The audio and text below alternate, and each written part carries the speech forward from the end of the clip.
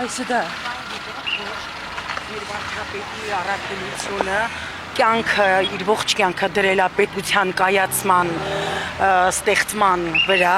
եւ դրանով հիանում եւ հպարտանում է եւ մեզ էլ ժողովրդից ուրախացնում։ Ես իսկ կցանկանաք որ շարունակական լինի, որ վարչապետը նվագի դուք բարեք։ Միանշանակ այո։ Ներողություն, իսկ ինչ կուզեիք, որ այսօր վարչապետը ձեզ համար նվագեր։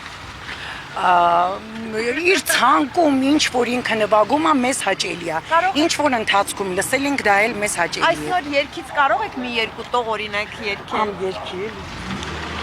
Ճիշտ ասած, չենք կարող այդքան վերջերս տեղեկացանք վարչաբենդի մասին ու գրանցվեցինք, ստացվեց, որ ներկա ենք գտնվում։ Ինձ դուր է գալիս ուղղակի քաղաքակիրթ վարչապետ լինել ու բազմակողմանի զարգացած լինել, այսինքն բացի քաղաքականության մեջ լինելուց, ինքը նաև արվեստում կա, ինչը ես գնահատում եմ, որտեղ ես ինքս ինձ համարում եմ նաև արվեստի մարդ։ Իսկ երգի որ քառատողը, որ հատվածը օրինակ կարող եք հիմա, չգիտեմ, թեկուզ ոչ երգերով, բայց մեջ բերել։ Անկեղծ անգիր չեմ արել երգը, ասում եմ վերջերս իմացանք ու վերջերս եմ գրանցվել, մենակ այդ ֆլեշ մոբին եմ հետևել, որ լինելու է, բայց անգիր չգիտենք երգը, այդպես։ Ժեստը վարչապետի գիտեք։ Հա, սիրտը, հա, գիտենք։ Իսկ կարող եք ասել, իսկ կարող եք ասել առհասարակ եթե հետևում եք քաղաքական նաև իրադարձություններին, դուք իրական Հայաստանի մասին ձեր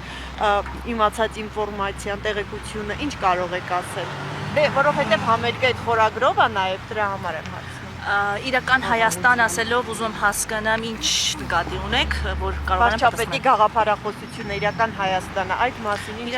կարող եք պատմել մեզ։ Իրական Հայաստան իմ կարծիքով նկատի ունի բաց Հայաստան, բաց քաղաքականություն, բաց դիվանագիտություն համաշխարհային մակարդակով, ոչ թե փակ։ Եվ ամենակարևորը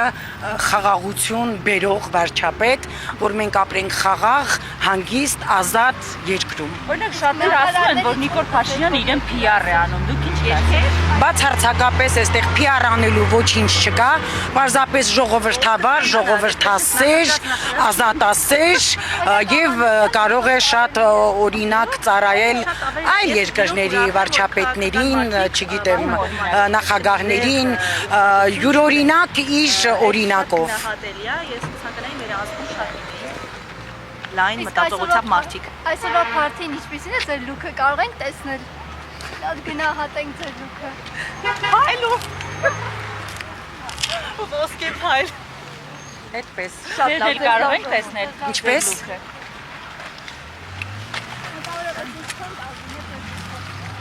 Չեմ կարող ասել։ Բրենդային հագուստներ եք կրում։ Այդպես բրենդին չենք հետևել, աշխատել ենք ներփաճաշախություն բերել դասական ոճի մեջ։ Իսկ փայլերի մեջ ենք, որովհետև տենց երեկույթ է ու տենց ոնց որ փայլային ուզեցինք լինել։ Հիմա ինքն էլ փայլուն, ես էլ եմ փայլուն։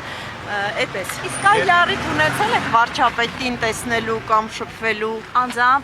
Իջևանում։ Իջևանում գինու փառատոն էր, այնտեղ ներկա են գտնվել, անձամբ նկարվել ենք հետը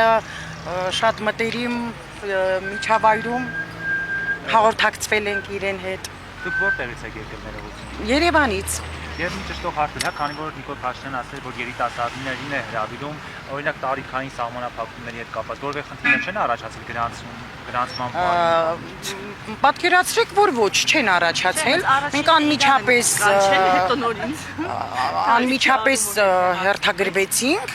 2 օր հետո մեզ զանգահարեցին աշխատակազմից եւ ասացին, որ շնորհավորում ենք ձեզ,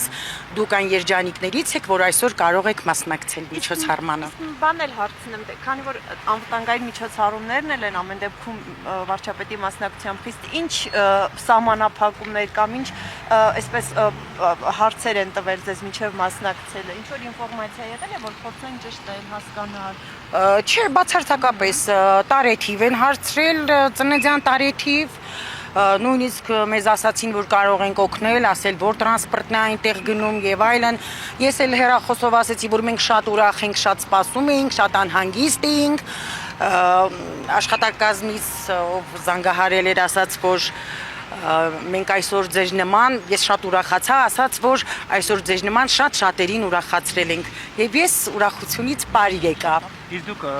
չեն հարցրել որտեղ եք աշխատում եւ Չէ, որտեղ եք դուք աշխատում։ չէ, բացարձակապես ոչ մի նման հարցադրում չի եղել։ Ես Իսահակյան գրադարանում եմ աշխատում։ Եվ ներողություն դուք իրար Մայրու աղջիկ։ ձեր անունը։ Մարինե Ամալա։ Ամալիա։ Շնորհակալ եմ։